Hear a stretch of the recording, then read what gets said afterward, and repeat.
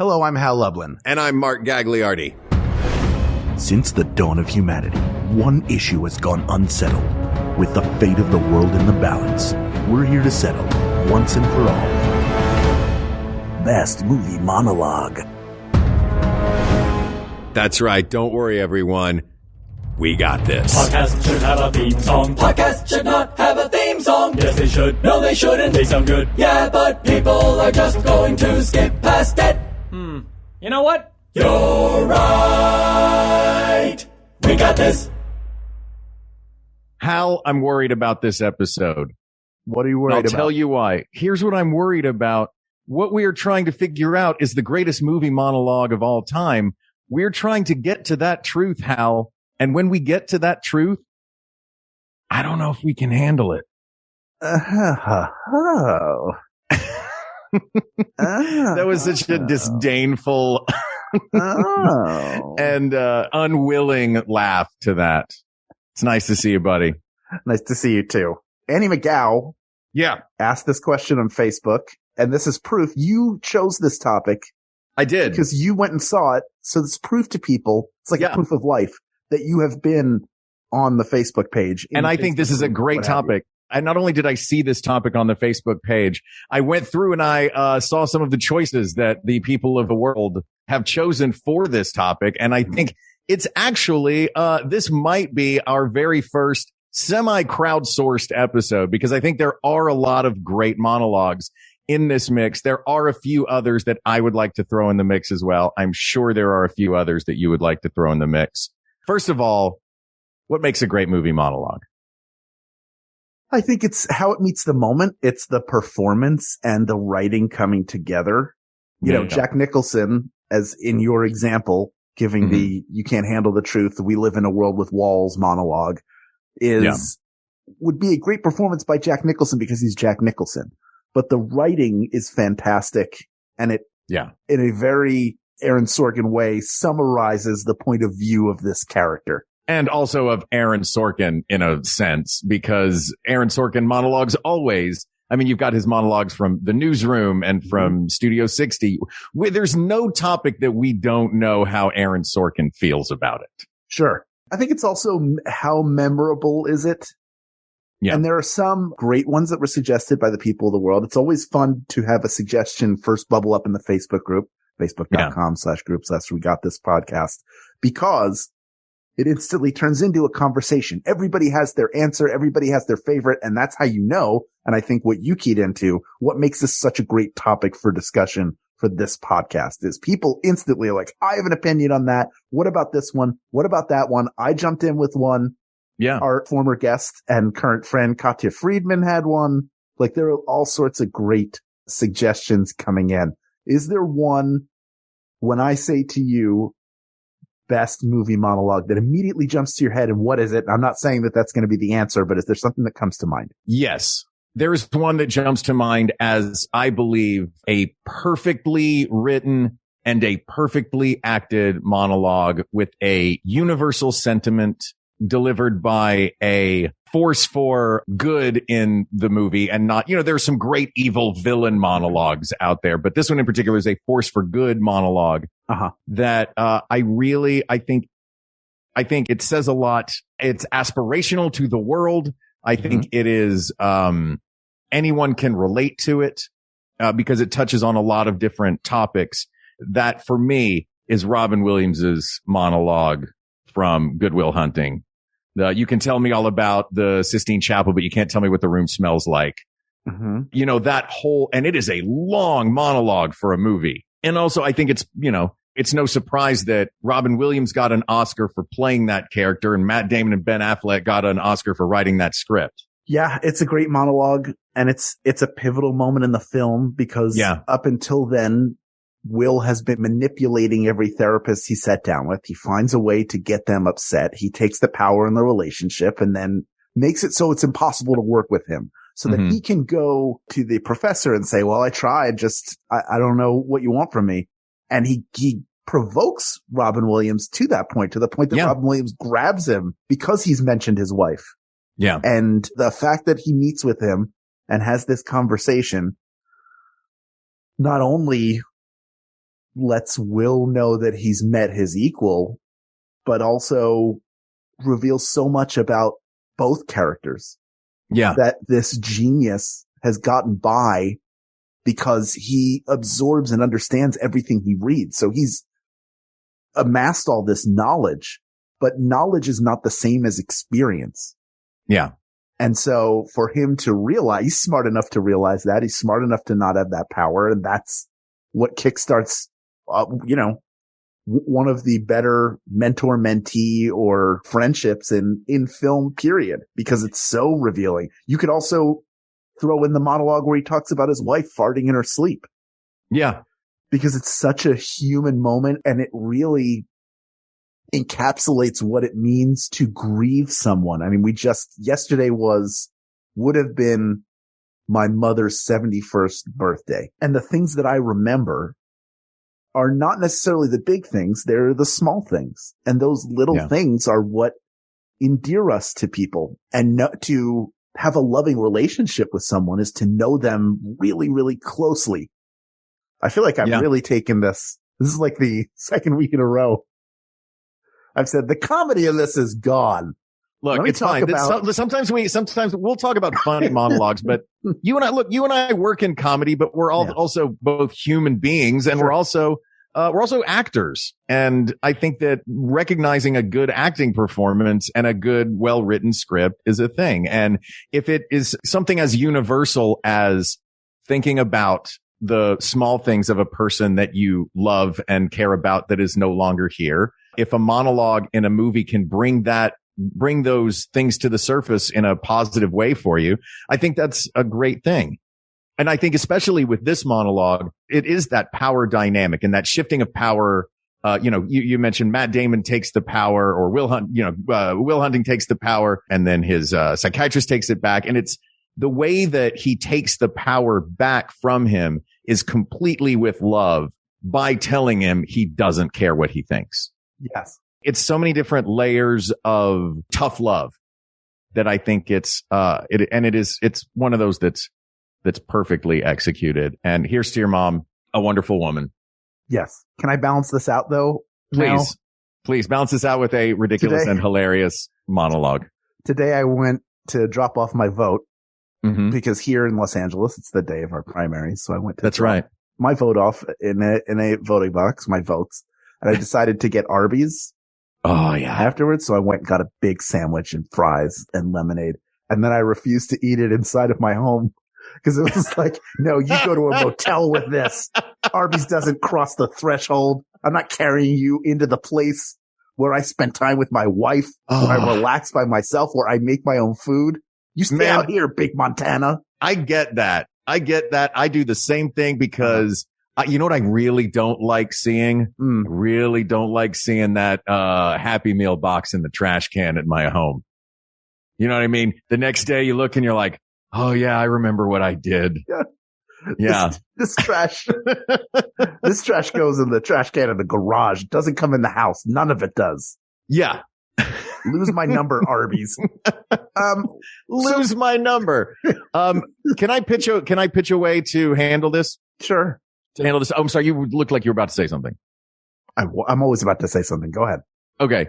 I think we might be able to just, because this is such a huge and wide ranging topic. Yes. I think, and we've got a lot of input already from the people of the world.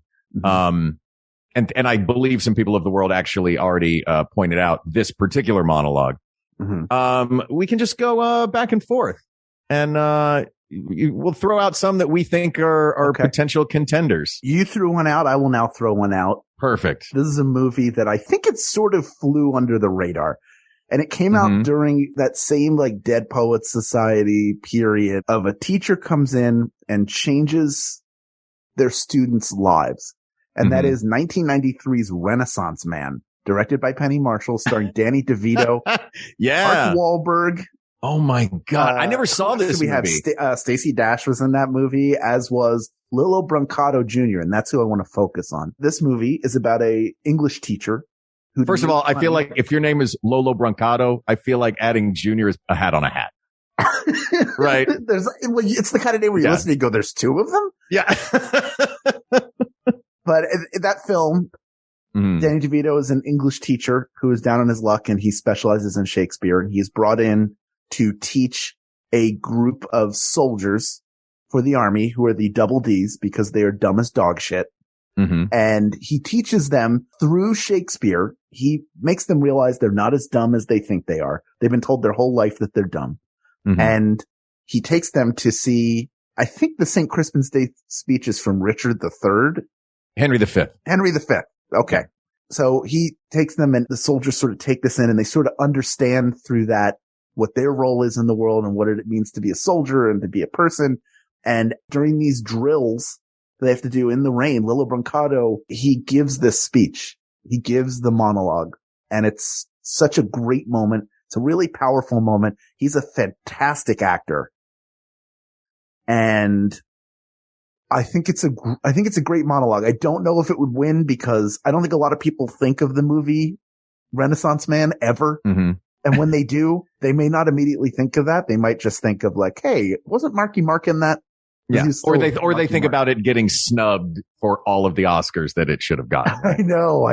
I really like, it's a great black mark on the Oscars. Worse than that slap is the fact that Renaissance Man. That Danny DeVito never got to walk up on that stage and get his award for Renaissance Man. Or what's his name? Gina Lola Brigida Jr.? What's the guy's name?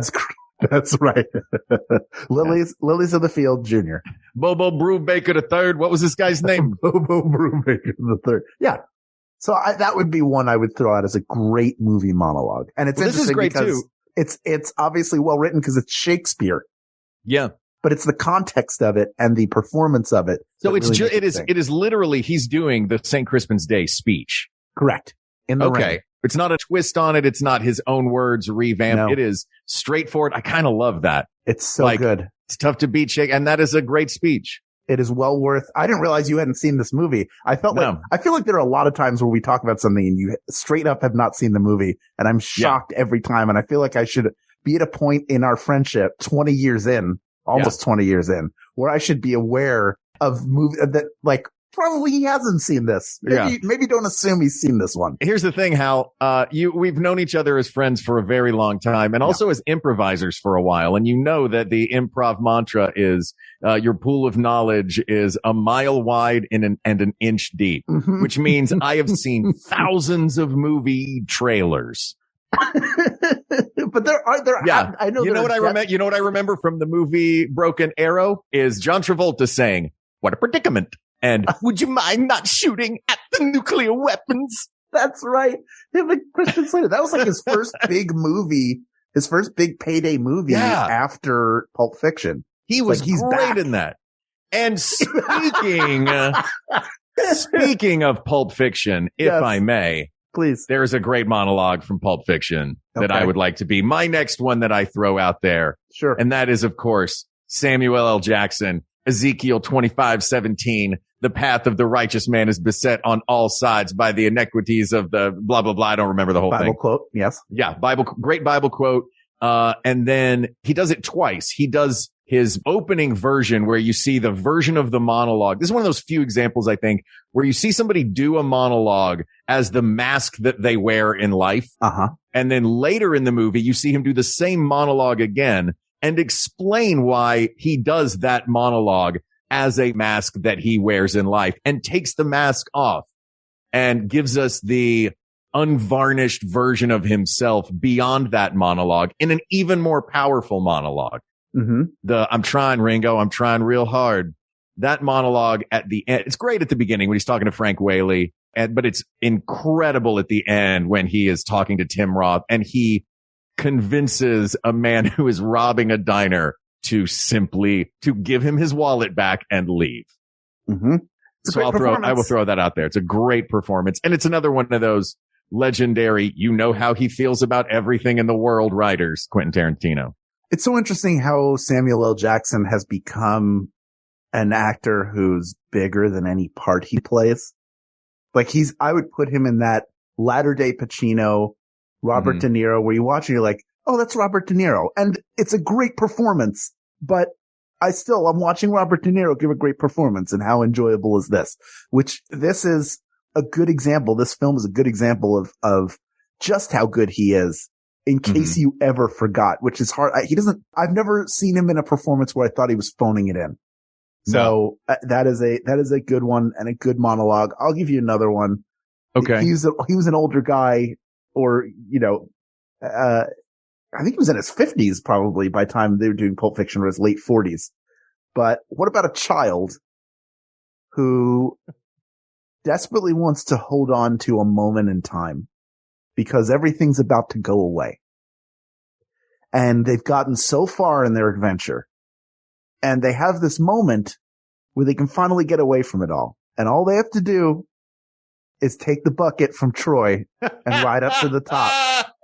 But you know what? Up there, it's their time. It's their time up there. Down here, it's our time. It's our time down here. And all that goes away the second we ride up Troy's bucket. Can I tell you, I almost had an improv group at Second City called Troy's Bucket. Did you get suggestions put into a bucket and then take them out at the top of the show? And then we took. And then we would have to scream the suggestions a la Annie, you goonie. I love that every improv group has, like, you have to have your opening. You have to find a way to get a suggestion and work it in. I think my favorite of any improv group is Nerdvana. Our friends. How did they? Yeah. Chris and Steven, Chris and Steven were they would amazing. Have a dictionary and they would thumb through the dictionary and they would have someone tell them to stop. They would basically come to a random word and then they would build an entire long form off of it. They were two of the smart, like, I was so intimidated to improvise with them when I got the chance because they're so smart. They're crazy genius dudes. Yeah. Stephen James and Chris Compton, shout out, brilliant improvisers. Yes. Stephen teaches drama to like two of the smartest, but nicest and obviously welcoming and very generous improvisers. But I on myself was like, I need to have a level of reference that at least puts me in the conversation with them. I don't want to drag them down in terms of how smart this show is. Which is funny. You're a smart guy, Hal. Thank you. I would not think that you would be dumbing down any improv show, except maybe that one. Exactly. You understand. I would feel the same way. Yeah. I watched those guys once. They ended an improv set with both of them dead on stage. And one of them just lifts his hand up a la a hand puppet with no puppet on it. And the puppet, the puppet hand of his did a looming piece this morning with its brings. The sun for sorrow will not show its head. Speaking of monologues, just did the Prince's monologue or a version of the Prince's monologue from the end of Romeo and Juliet. Shakespeare coming up again. Sure. Is it my turn or your turn? It's your turn. I want to throw out one, and this is one that friend of the show and guest of the show and the world's kindest woman, Katya Lidsky-Freeman, also selected. I don't know why I said Katya and put the glottal stop in the middle there, but I'm holding on to it. And that is Sally Field in Steel Magnolias. Oh, yeah, at the funeral. At Shelby's funeral. All the things she can do, but my daughter can't. She never could. Sally Field's one of the great American actors. Yes. And that is, I think, an example of all of these are, I think, great examples of different versions of great acting.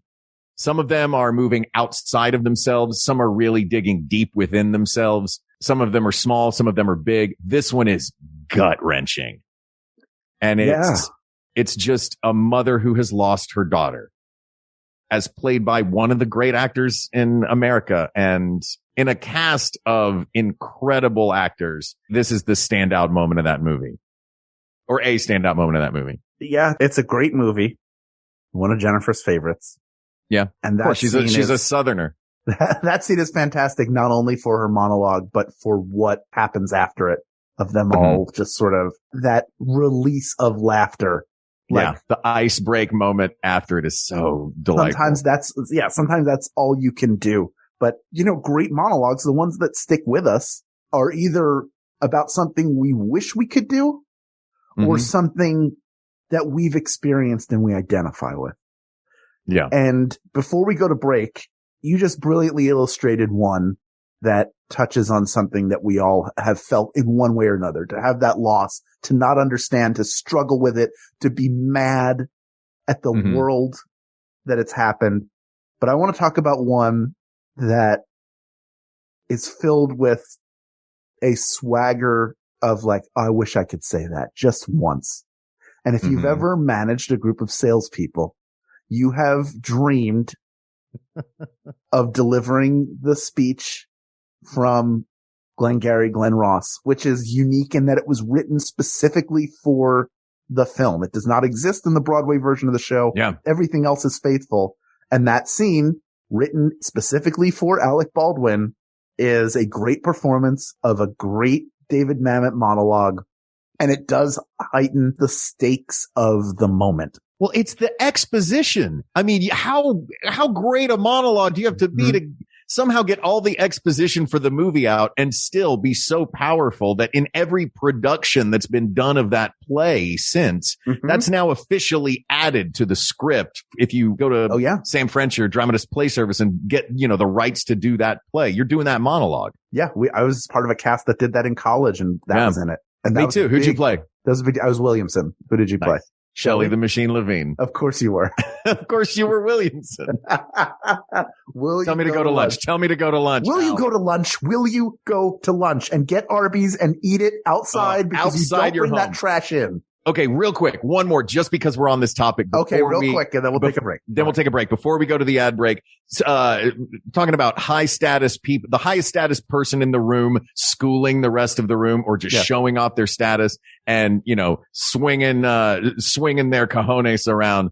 Got to give it to the GOAT. Got to give it to Meryl Streep in The Devil Wears Prada. Right? When she is explaining fashion and, the difference between the two sweaters. Oh. Yeah. Okay, we can go to break now. We'll take a break. Think of your own monologue while you listen to some of the fine shows here on the Maximum Fun Network and maybe a sponsor or two. I don't make the rules. We'll be right back. Hey, it's John Moe. Join me on Depresh Mode for conversations on how mental health shapes our life. This week, David Sedaris with stories of his late father that he's finally willing to tell. I think there's a difference between, a good person and a good character. Like, he was a good character, my boyfriend here. And my father was another one of those people. He was a really good character, but he wasn't a good person. Depresh Mode with John Moe, wherever you get your podcasts. Hi, I'm Jesse Thorne, the founder of Maximum Fun, and I have a special announcement. I'm no longer embarrassed by my brother and me. For years, each new episode of this supposed advice show was a fresh insult, a depraved jumble of erection jokes, ghost humor, and, frankly, this is for the best, very little actionable advice. But now, as they enter their twilight years, I'm as surprised as anyone to admit that it's gotten kind of good. Justin, Travis, and Griffin's witticisms are more refined, like a humor column in a fancy magazine. And they hardly ever say bazinga anymore. So, after you've completely finished listening to every single one of all of our other shows, why not join the McElroy brothers every week for My Brother, and Me? And we're back. All right. I have one. What you got? I often point to this monologue, and it's a brief one, but very good one, as proof that to anyone who doubts his ability, that beyond just picking really good movies to be in, that Keanu Reeves is an exceptional actor. And that's from 1989's Parenthood. The scene, when Julia's had her haircut and he's getting ready to take her to school, and he's with Diane Wiest in the kitchen, and I think he's asked to give the talk to Gary, because at this point we've discovered what Gary's been hiding in his room. And he has this discussion of his old man and what a terrible person he was. And it ends with, you need a license to drive a car. You need a license to catch a fish, but they'll let any butt-weeman asshole be a father. And then he has this moment where he shakes off the intelligence to revert back to being like a dumb, just out of teenage guy, and then goes about his day. But it's such a great delivery, and it's a brief little piece, but I love what it says. That movie's a great exploration of family and what it means to be a parent and what it means to relate to siblings and how the choices that your parents make affect the choices you make as a parent. And so to hear that sort of summary of it, is something that's easy to forget because there are a lot of people who weren't fortunate to have two loving parents the way that you and I did. Yeah. And it's easy to lose in that the fact that they didn't have to pass a course or qualify in any way to be a parent. They just had to do what everybody else does to make a baby. So. Which is what? Shake hands and have ice cream. Ooh. I've done that before. Not at the same time. Is somebody going to knock on my door, Hal? You have to do it different. Yeah. Hi, I'm your baby. My name is Baskin Robbins. Can I sleep in the bed? You take the couch. I have a bad back. By the way, I'm 50. Yeah. Also, why is your last name Robbins and not Gagliardi? Are you sure you're not Tony Robbins' baby? You kind of have that same deep voice. That's who I was raised by. Let me tell you how to take control of your life. First, why are you grabbing my shoulders? Oh, why are you grabbing my shoulders? Let me shake you really hard. Why are you shaking me, Tony Robbins? I'm 7 feet tall and my teeth are 8 feet tall. Hey, speaking of fathers. Yes. You know, there's another great monologue from Pulp Fiction. Mm-hmm. If you really want to think about a father's love, sometimes it comes from a father who's willing to hide a watch in his ass for a really long time. Oh, that's not from Pulp Fiction. That's from True Romance. No, the watch. It's Bruce Willis's dad. Oh, yeah, it is. I'm thinking of a different monologue from True Romance. Oh, yes, that's right. It's Bruce Willis's dad. That's why he's got to go back and get the watch. Yes. Christopher Walken, in his inimitable Christopher Walken style, telling a very long story about how first Bruce Willis's father and then Christopher Walken had to carry this watch around in their ass. And now it has made its way to Bruce Willis. It is not an important monologue in the history of cinema, but boy, is it fun and hilarious and ridiculous and over the top. And Charlie Knuckles pointed that one out in the group. I'm trying to give shout outs within the group for any of the ones that we mentioned. Joseph Finn also mentioned the Good Will Hunting one, and Frank Doodle Willis throughout Independence Day. A great, hilarious, over the top Americana, jingoistic, flag waving, 4th of July fireworks, star, what's his name? Lone Star? Bill Pullman. Yeah, no, I call him Lone Star. Sure. He will always be Lone Star in my heart. Yes. This President is our Lone Star. Independence Day. Yeah. Great rousing speech. Yeah. Did you just give 2? Yeah, you go give 2. I got 2 these weren't my 2. These were I'm just pointing out ones that other people thought were great. I have a few more and then we can start narrowing them down. One is, and I can't remember if somebody put this in here, is Denzel Washington's speech from the end of Training Day. Oh, yeah. King Kong ain't got nothing on me is the polite way of saying it, as the entire neighborhood turns on him and sort of consumes him. He loses his power, but it's a great speech.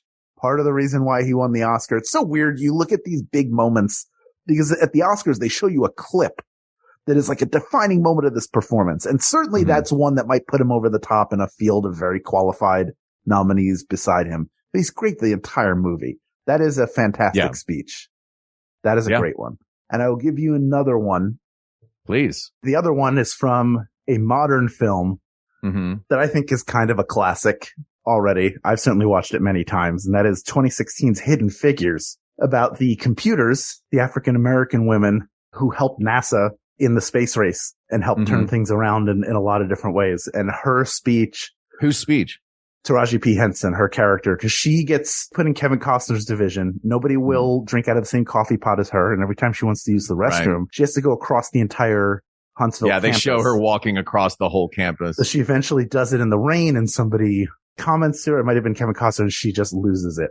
Yeah. And talks about the quote from his, well, I don't own pearls. Lord knows you don't pay the colored enough to afford pearls. And I work like a dog day and night, living on coffee from a pot none of you want to touch. So excuse me if I have to go to the restroom a few times a day.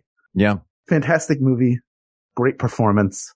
And that quote shows you sort of where things were in that time.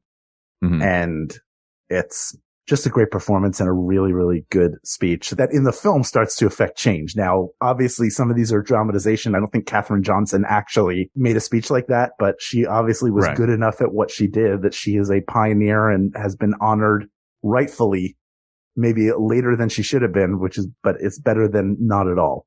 And at least she's recognized for her contributions. And it's a really, really enjoyable movie. And that is a great monologue in that moment of that frustration boiling over.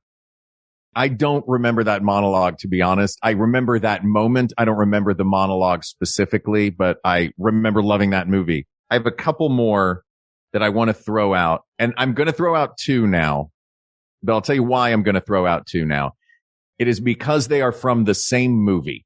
And I think that for me, I know I said that I was holding on to these. I think that the Robin Williams scene from Good Will Hunting, I think, is a perfect monologue. Mm-hmm. Written for the movies as a movie monologue. There's a movie that came out a couple of years ago where in the movie, it's based on a play, and it has two of the greatest monologues I have ever seen. And it is Ma Rainey's Black Bottom. Mm-hmm. Did you see the movie? I've seen some of it. I've not finished it yet, but I encourage everyone, if you've not seen this movie got sort of mixed reviews because of its theatricality. I, as a theater person, loved it. It was based on a play by August Wilson, mm-hmm. and it was directed by a theater director, George C. Wolfe, which means they spend the whole first few minutes of the movie just setting up the two locations where they're going to do all of the scenes in the movie. Mm-hmm. And then the movie essentially never leaves these two locations. And you can tell they just turned the camera on and let these actors go. I think it is a perfect example of a marriage between director, writer, and actor, and trust between all three of them. I think the silver medalist in this is the monologue by Viola Davis as Ma Rainey, doing this crazy over the top character where she's been a nightmare to the recording studio and the producers. And it is her giving her reasons why. And it is a perfectly executed monologue done in barely any cuts. There may be one cut in the whole monologue. And, she's great with August Wilson. She has this great monologue in Fences as well, where she's just weeping and laying into Denzel Washington. I mean, this is just powerhouse actors crushing it. But for me, the one that really takes the cake in that, I saw this movie 2 or 3 times in the theater, and I remember specifically counting Chadwick Boseman's monologue, mm-hmm. where he talks about his dad in the basement. And this is a time where for African Americans in the country, things were arguably as bad as it had ever been. Mm-hmm. And this is a rough story to hear. And it is executed by Chadwick Boseman so masterfully. It's like an 8-minute monologue, and it happens in, I think, 2, maybe 3 shots, like one quick shot. But some of these shots are 3 or 4 minutes long, and it's just Chadwick Boseman knowing the material, reaching deep inside, and pulling out everything he's got.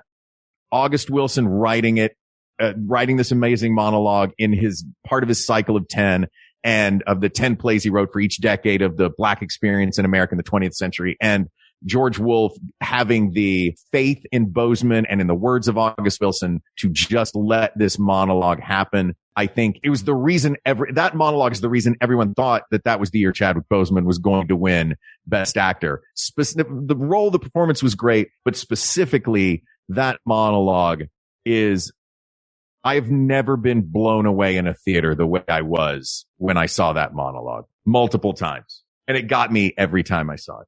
In fact, I think I am taking my hat off of the little Oscar that I was going to hand to Robin Williams.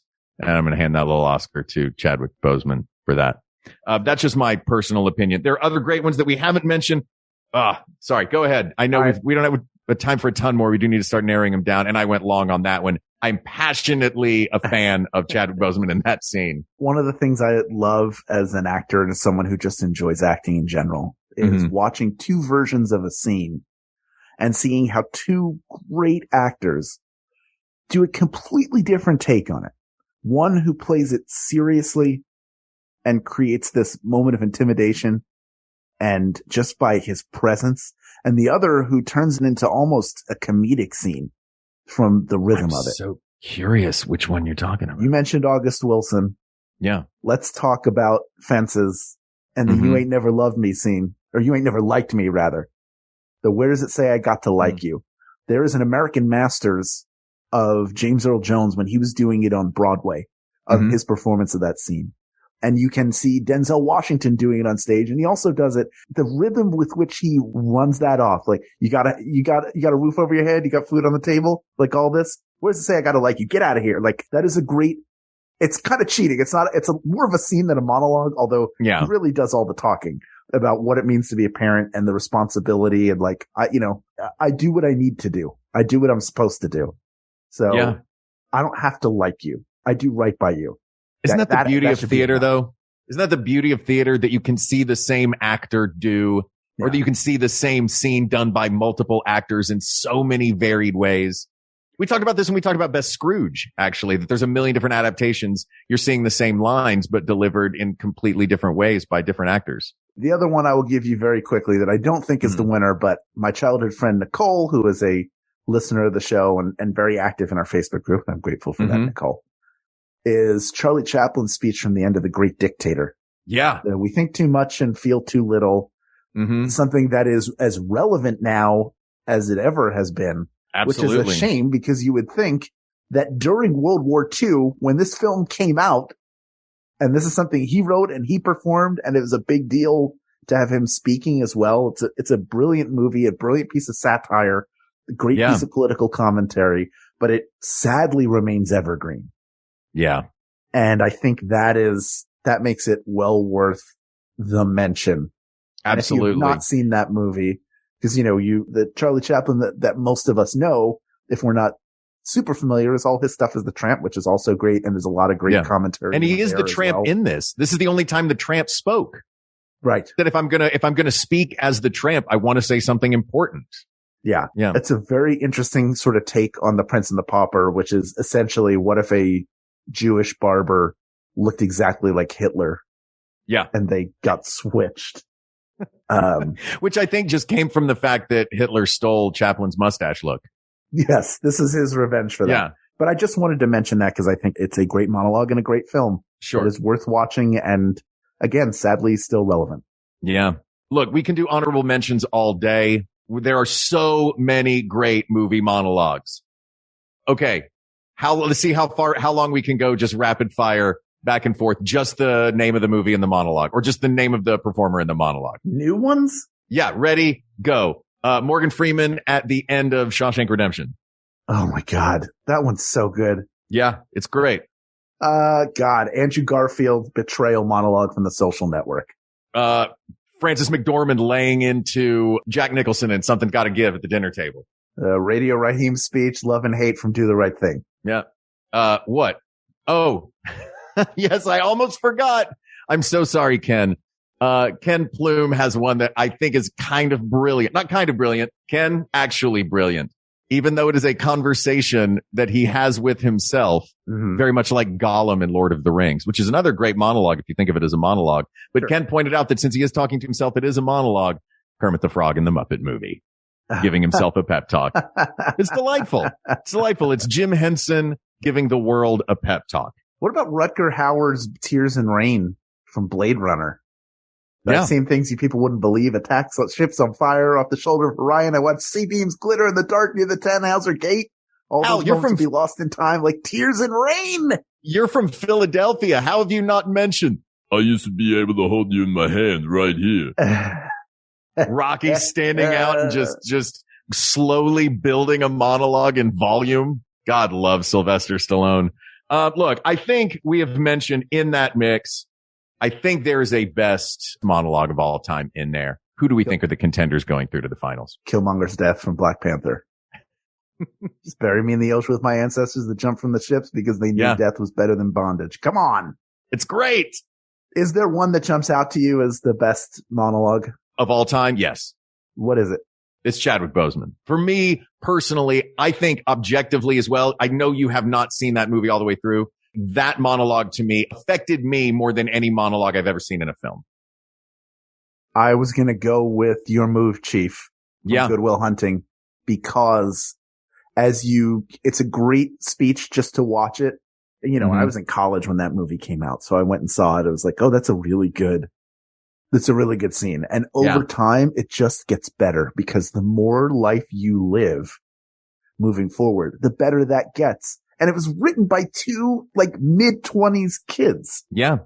who had life experience, but the more life you experience, the better that movie and particularly that monologue gets. So it works on a million different levels. And it's evergreen. It's human. The fact that it evolves for the viewer as the viewer changes, I think is very impressive as a piece of writing and the performances. Yeah, I would agree with that. And like I said before, mine is very not objective. Mine is a very subjective choice, the Bozeman monologue. But I think that you're right in that. And I think one thing, as a kid, when I first started acting and was looking for monologues to do, one of the bits of advice I was given is find a monologue that is where you want to affect the other person somehow, which is usually not a story monologue.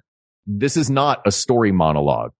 At the beginning, it doesn't start. I think it's brilliantly written in that it doesn't start as a story monologue. Robin Williams' entire focus in that scene is on affecting Will Hunting in that, that he's doing his job. He is focused on the other person in the way that he's talking to him. And then later on, it becomes a personal monologue when he starts talking about his wife. And, have you ever smelled the room where what does it smell like in the Sistine Chapel becomes, have you ever stayed too late at the hospital because they know that visiting hours don't apply to you? Yeah. That is taking something universal and zeroing that focus in on something so specific. Yeah, I think it's a perfect monologue. I know we have to come to a decision. I know that's the decision we're coming to. But if I didn't, there's one more I have to throw out there. And for two reasons. Sure. Is it the only way to get a human is to become a human yourself? Yes, that's it. It's Ursula, right? That's who you were thinking of? Yes. No, this achieved a lot of different things. It sets the tone for the movie. Mm-hmm. It is another great Quentin Tarantino monologue. Mm-hmm. And it introduces us to maybe one of the great film villains of all time. But more so than that, it introduced American audiences to one of the better actors of our generation, that being Christoph Waltz as Hans Landa in Inglourious Bastards, the entire Jew Hunter monologue where he's playing this cat and mouse game with a French farmer, Monsieur Lapadite, drinking the milk and just this whole conversation. What is with creeps drinking milk in movies? They love it. Creeps love milk. It's weird. We know this. I grew up on milk. I'm not a Jew hunting Nazi or a murderer. Well, thank goodness. Yeah. You wouldn't have been doing a podcast with me. I know. If I was either of those things. Be terrible. But that is a great monologue. However, people of the world. Yeah. The greatest monologue of all time is an exploration of grief, an exploration of what it means to have experience versus knowledge. And what that means, especially in an era now where we conflate the two, maybe too much, one way or the other. And it's a pivotal moment in that film because it's not only does it the first time we see Will Hunting being bested, but it's the beginning of him learning that he's got to reach outside of this book learning that he's done to grow as a human being. Mm-hmm. And to really find out who he is and know what he wants. Because in some ways, the world has been way too hard on him. And in other ways, the world is way too easy for him to understand. So it was an Academy Award winning performance by Robin Williams. And it is the Your Move Chief monologue from Good Will Hunting, asked and answered. What a delightful dive into some really good acting, huh? How much fun. And we learned Arby's for outside. That's right. Yeah. Arby's is an outside food. And I got to take the trash out so I'm not looking at all of these Happy Meal boxes anymore. Look, these 50th anniversary Disney World toys are not just going to show up in my apartment. This topic is closed. Thank you to Annie McCown for pitching this topic and to all of the people of the world who jumped in and inspired us for this episode. If we didn't get you the shout out in there, I apologize, but we love you and we care about you and we thank you so much. You can reach out to us if you have a topic at We Got This Tweets, or you can email us at wegotThisPodcast@gmail.com. But the real fun, the real meat on the bone is in our Facebook group, facebook.com/groups/We Got This Podcast. You can just jump into the existing thread there with your favorite Movie Monologues. And thank you, as always, to all of the people of the world who show up there on a daily basis, who have conversations, and who make it one of the safest and most fun places to be on all the internet. Thank you to producer Ken Plume, who hosts the great Bit of a Chat with Ken Plume and Force 5 on his YouTube channel. You can find out more about both of those at patreon.com/Ken Plume. Thank you also to researcher Kate McManus, graphic designer Uri Kelman, and QA engineer Jen Alba. And thank you, of course, to our musicians, Jonathan Dinerstein and Mike Furman, for our score and theme song, respectively. And thanks to you, the people of the world. You had us at hello. Thank you. Thank you. Thank you. For Hal Lublin, I'm Mark Gagliardi. For Mark Gagliardi, I'm Hal Lublin. And don't worry, everybody. We got this. We got this.